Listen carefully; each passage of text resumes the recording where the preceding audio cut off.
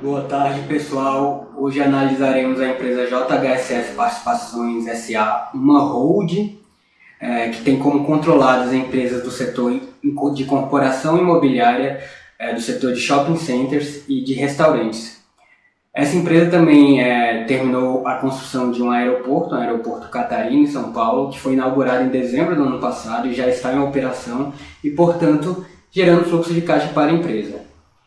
A gente vai tentar entender um pouco da gestão dessa empresa, analisar os relatórios financeiros até dezembro de 2019, que é o que a gente tem disponível, e relacionar os principais indicadores fundamentalistas e traçar possíveis trajetórias para essa empresa em relação a esse momento econômico de incertezas que estamos passando. Então venha comigo e me acompanhe na minha planilha. Então, pessoal, essa aqui é a minha planilha. A gente vai analisar as contas do balanço patrimonial, os resultados trimestrais, os resultados anualizados, o fluxo de caixa, indicadores fundamentalistas e a governança da empresa. Vamos começar aqui pelo balanço patrimonial. Como eu disse, a empresa é uma holding, né, e, portanto, em virtude disso, 54% de todo o seu ativo está em investimentos, né? É uma empresa que possui várias controladas. Eu vou colocar aqui no organograma da JHSF e você vê aqui a empresa aqui, né? A controlada aqui no meio, e todas essas aqui de baixo são controladas dessa holding, a JHSF. Então, é a empresa, como eu disse, que atua no setor de hotéis, que atua no setor de restaurantes, atua também no setor de shoppings, e, por último, o seu grande empreendimento foi um aeroporto, o Aeroporto Catarina, lá em São Paulo, que foi inaugurado em dezembro de 2019, né, e que já está em operação. Inclusive, temos informação que nessa crise que estamos, nessa quarentena, o aeroporto continua rodando e continua rodando muito bem, recebendo vários clientes, tá com um fluxo muito bom. Eu vou colocar aqui embaixo dois links com a entrevista do CEO da JHSF, que eu acho muito útil ver.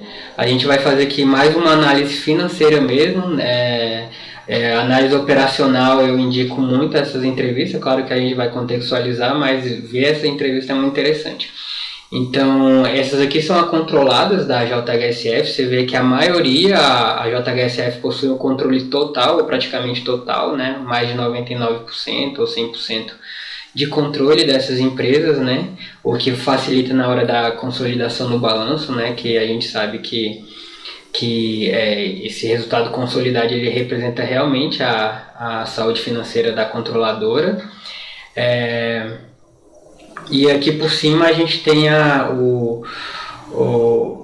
os controladores da JHSF, né? A gente vê que o principal está nesse grupo aqui de JHSF, que tem empresas aqui em cima, né, como controladores. Então, na verdade, a gente vê que a JHSF, na verdade, é um mundo, né? E a gente analisa o consolidado por ter uma visão mais geral, né? Mais fácil de entender, né? Então, em relação ao passivo aqui, eu acho uma estrutura muito boa, né? Eu acompanho essa empresa tem um tempo, eu sei que ela teve, no passado, passou por maus momentos, inclusive momentos de pressão no fluxo de caixa muito grande, né? Ela até fez follow-on, rolou muita dívida, né? No contexto que estava favorável para rolar dívida, fez uma excelente gestão financeira, né? E o resultado está aqui, né? Mais de 50%, né, 52% de capital próprio da empresa, né, de patrimônio líquido, e cerca de 48% de obrigações, sendo que essas obrigações, apenas 7% está no curto prazo. Não tem pressão no fluxo de caixa nessa empresa em termos de obrigações, né? A maior parte da dívida dela está aqui, tem um prazo de carência de 10 anos, né, mais do que 10 anos. a maior parte da dívida dela que está em passivo não circulante. E para momentos de crise como o que a gente está passando, é muito importante a gente ver a pressão no fluxo de caixa, porque é ela que mostra para a gente a capacidade de uma empresa suportar um período longo de crise, um período inclusive de potenciais prejuízos, né? Então é essa capacidade, essa pressão no fluxo de caixa que vai mostrar para a gente se a empresa tem ou não condições de passar por um período de crise e ter algum sucesso no longo prazo, né? Isso é o mais interessante para a gente. Então, por favor, não ignore um balanço patrimonial, porque o balanço patrimonial, na minha opinião, é muito importante para ver a sustentação da empresa. Muitas pessoas pulam um balanço patrimonial e vão direto para os resultados, achando que isso é o mais importante. Não é o mais importante. É importante sim, o fluxo de caixa é importante também, mas o balanço patrimonial tem todo o histórico de sustentação dessa empresa. Então vamos analisar pormenorizadamente o balanço patrimonial da JHSF. Então aqui está a evolução dos ativos e do passivo, que eu acho que deve ser destacado aqui, né? Como é uma holding, né, a gente vê aqui que no período de crise aqui de 2016, os investimentos dela, ativos de investimentos, que são suas controladas no final das contas, foi muito prejudicada, muito desvalorizada. Mais ou menos até o ponto auge aqui foi aqui no terceiro trimestre de 2016. Isso prejudicou toda a queda desse ativo aqui, que estava em mais de 6 bilhões e meio, e chegou a 4 bilhões e meio. Ou seja, de ativo ela perdeu mais de 2 bilhões, né, nessa crise. Mas foi uma empresa que a partir de então, a gente vê aqui uma valorização da conta em investimentos, né, e da conta de todo o ativo dela, né. É uma empresa que realmente passou por maus momentos, mas que ela conseguiu fazer uma gestão muito exitosa, na minha opinião. E a gente vai ver isso aqui nos demonstrativos financeiros, né.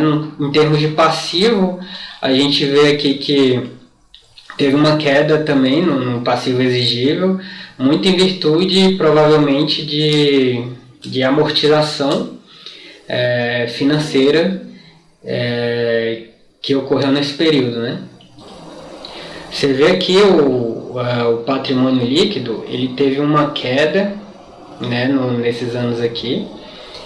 Só que aqui, ó, esse último trimestre aqui de 2019 tem um aumento expressivo aqui no patrimônio líquido, acredito eu que pelo follow-on que a empresa fez, né? Então aqui as contas do ativo circulante, é importante contextualizar que em uma empresa tradicional, normal do ramo imobiliário, a conta estoques, normalmente a conta mais importante, ela é mais expressiva, tanto de curto quanto de longo prazo, porque representa realmente onde os imóveis eles estão classificados na contabilidade. Só que a gente está lidando aqui com uma holding que nos últimos anos diversificou bastante seu portfólio, né? E na consolidação de balanços a gente já viu que a principal conta na verdade está ali em investimentos, né? E não está aqui no ativo circulante. Então precisa dessa flexibilização. Aqui a gente vê a evolução do ativo circulante.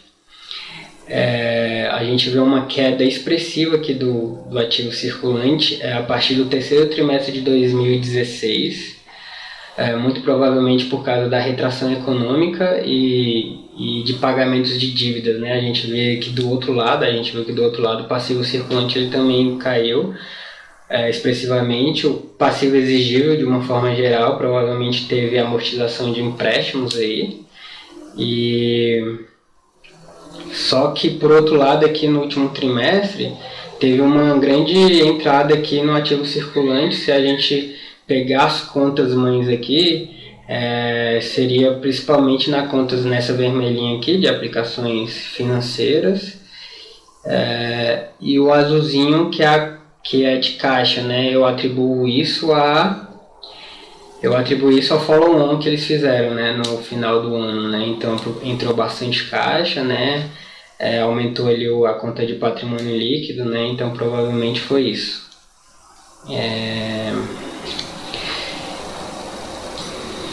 E aqui, pessoal, a composição do passivo circulante, né?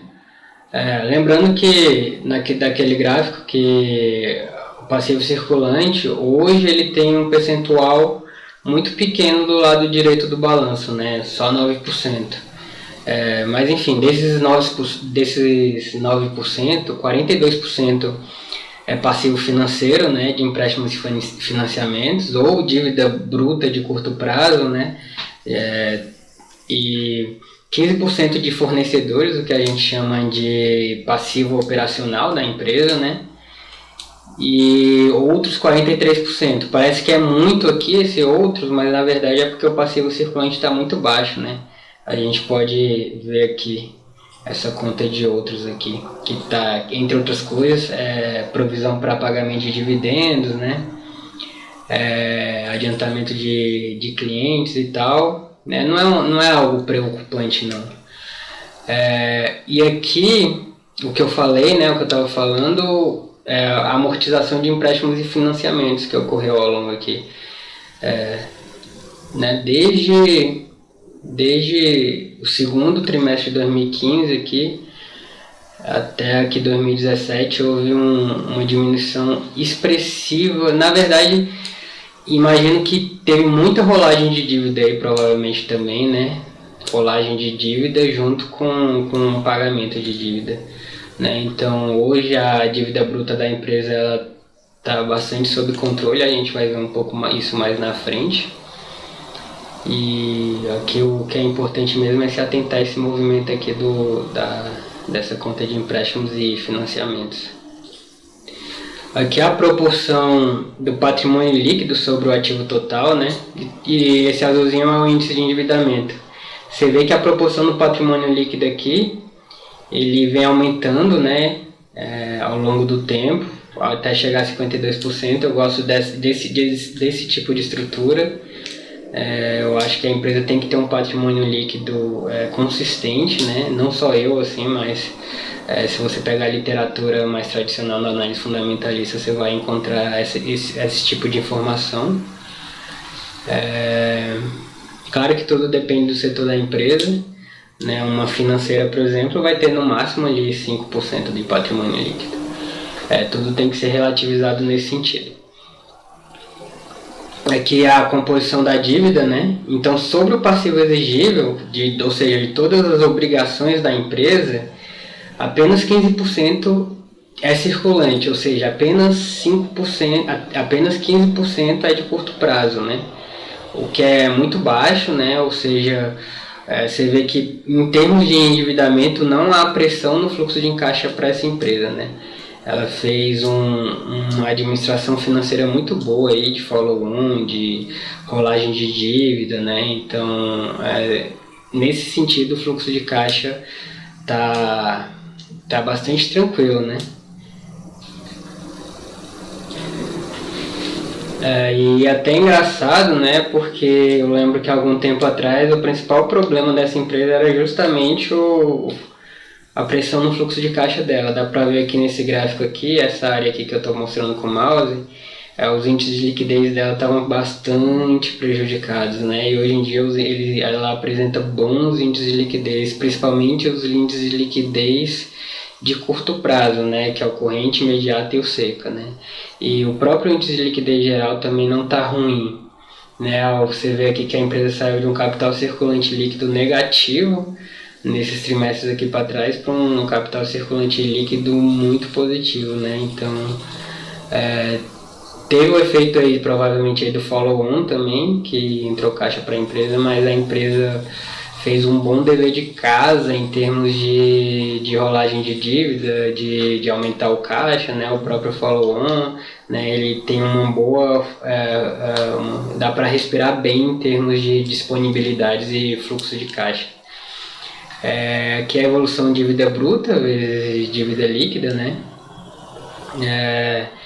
Então, esse é mais um gráfico que mostra esse movimento de descida aqui, né? Esse movimento aqui de descida da dívida bruta, né? Essa dívida bruta aqui tanto de curto prazo quanto de longo prazo, né?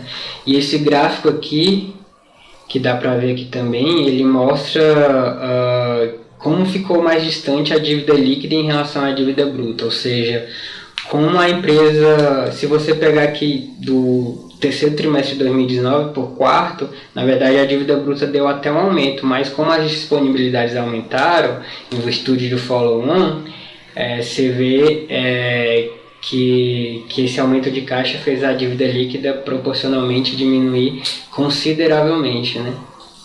Então, aqui reforça que a empresa só com disponibilidades paga 3 vezes a dívida bruta de curto prazo, né? Para esse momento que a gente está passando, isso é excelente, né? Mostra uma boa capacidade de sobrevida da empresa, né? Aí, em termos de endividamento. E aqui, né, o passivo financeiro, a dívida bruta, né, sobre o passivo exigível, aqui dívida bruta tanto de curto quanto de longo prazo. Essa dívida bruta perfaz 43% de todo o passivo exigível, né? Ou seja, 43% de todas as obrigações da empresa, obrigações em termos de passivo exigível, é de passivo financeiro, ou seja, de empréstimos e de financiamento. É um indicador muito bom, né? Na minha opinião, porque enquanto menos passivo financeiro, segundo a literatura mais tradicional da análise fundamentalista, melhor, né? Assim, por outro lado, claro, a empresa contrai endividamento para melhorar sua alavancagem financeira, ou seja, ela contrai endividamento para devolver isso em termos de resultado operacional, né? Mas é sempre bom ter as dívidas ali sob controle em uma boa folga de caixa, especialmente para momentos como o que a gente está passando, né, de incertezas econômicas. Aqui é a evolução da dívida bruta sobre o PL consolidado, né? Você vê que aqui também tem essa mesma tendência de queda aqui, né? Chegando aqui até 39% em relação ao PL consolidado, né? Que está bem tranquilo, né?